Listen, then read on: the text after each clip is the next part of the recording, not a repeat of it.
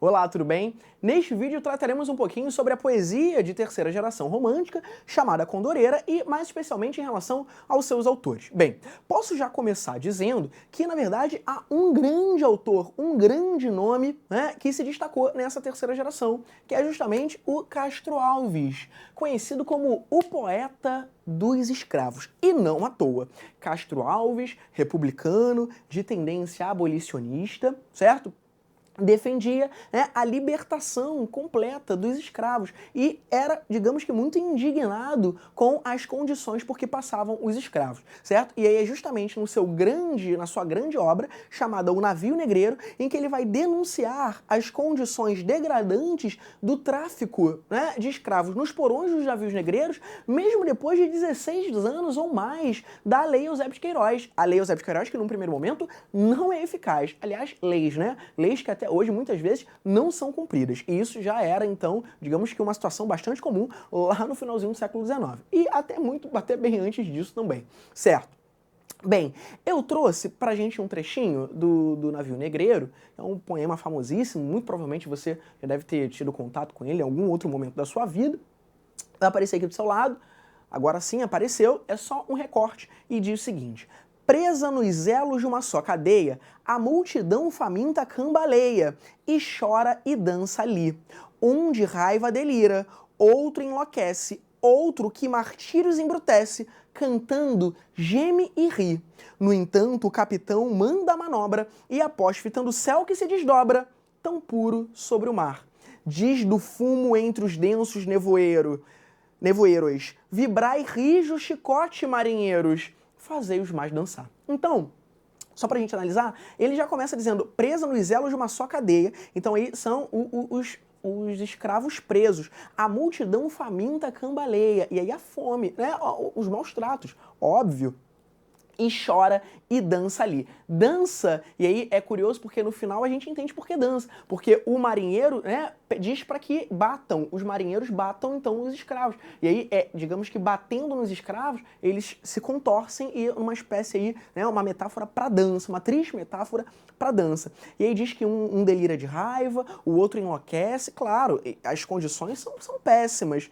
E aí, outro que martírios embrutece, cantando, geme e ri. No entanto, o capitão manda a manobra e após fitando o céu que se desdobra, tão puro sobre o mar, e aí é quando então o capitão faz o pedido aos marinheiros, vibrai rijo o chicote, marinheiros, fazei-os mais dançar. Porque enquanto mais bate nos escravos, digamos que mais que eles dançam, certo? É um trecho aí do Navio Negreiro, que é um poema imenso, né? Um poema lírico, épico, dramático, enfim, que há essa mistura aí, digamos já, que de gêneros literários, certo? E que justamente mostra essas condições muito tristes, né, do tráfico de escravos. Bem, e aí quero chamar a atenção para dizer que o Castro Alves, ele já é um poeta bem maduro, certo? É um poeta maduro porque ele não idealiza. Acabam as idealizações, certo? Tão típicas da segunda geração, ou diminuem, digamos assim, né? Que aconteceu em larga escala na segunda geração romântica. A segunda geração romântica se caracteriza pela idealização da mulher, pela idealização do amor,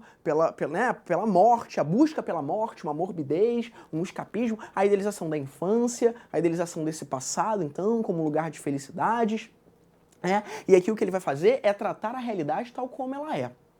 Muito bem. E também o Castro Alves aparece ali, digamos que é romantismo, mas já se encontra num período de transição. Inclusive, essa própria característica que é a abertura para o realismo, que na Europa já acontecia com mais força, digamos assim, que é justamente a escola que vai fazer uma crítica à sociedade. Então já há uma abertura para essa próxima escola aqui no Brasil, que vai tratar a realidade sem idealizações. E parece que o Castro Alves, então, né, já dá esse primeiro passo. Claro que ele ainda se insere no romantismo, porque afinal de contas, ainda há, né, conversa com o mar, conversa com a natureza, tudo isso, claro, numa linguagem bastante figurada. E o realismo se caracteriza por uma linguagem, digamos que mais crua, né, uma análise mais crua da realidade, sem esses recursos que se utilizava aqui o Castro Alves. Isso não faz dele, claro, que menos importante, ou muito romântico e menos realista. Ele era um cara que se preocupava com a realidade, só que, de uma certa forma, ainda apegado a alguns recursos, digamos assim, tradicionais para as outras fases. Embora, repito, ele já se aproxime muito, né, mais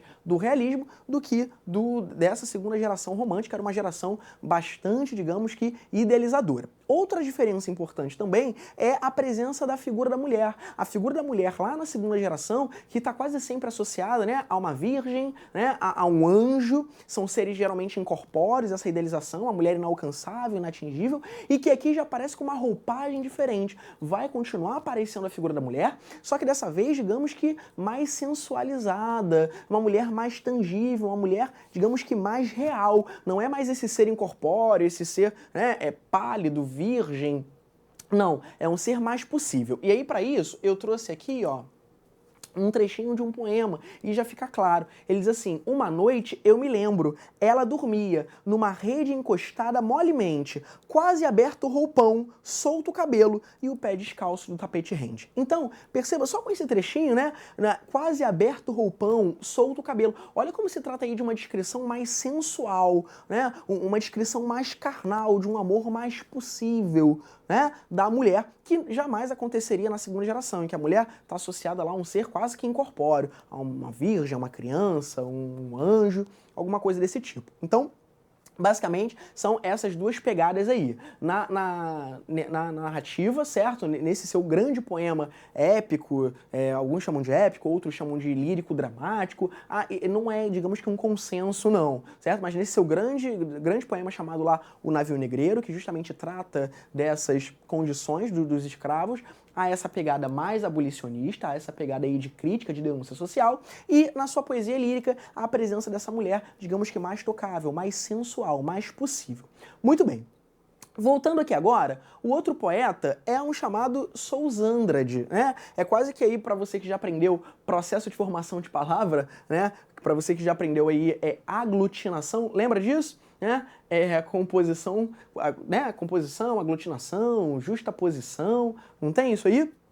Muito bem, isso daqui seria um nome, né, por aglutinação, Souza mais Andrade, Sousândrade. Muito bem, claro que é uma brincadeira. Muito bem, e aí o Sousândrade, na verdade, é um poeta pouco famoso, digamos assim, é um poeta bem menos expressivo do que o Castro Alves, que foi o grande poeta dessa geração, e ele tinha a pretensão, digamos que, de fazer um panorama de toda a América, certo? Ele mora muito tempo fora do Brasil, mora nos Estados Unidos, mora na Europa, tinha essa pretensão, retoma inclusive um certo indianismo, e eu diria que inclusive ele se insere mais nessa terceira geração por uma questão cronológica, certo? Do que propriamente por uma questão temática.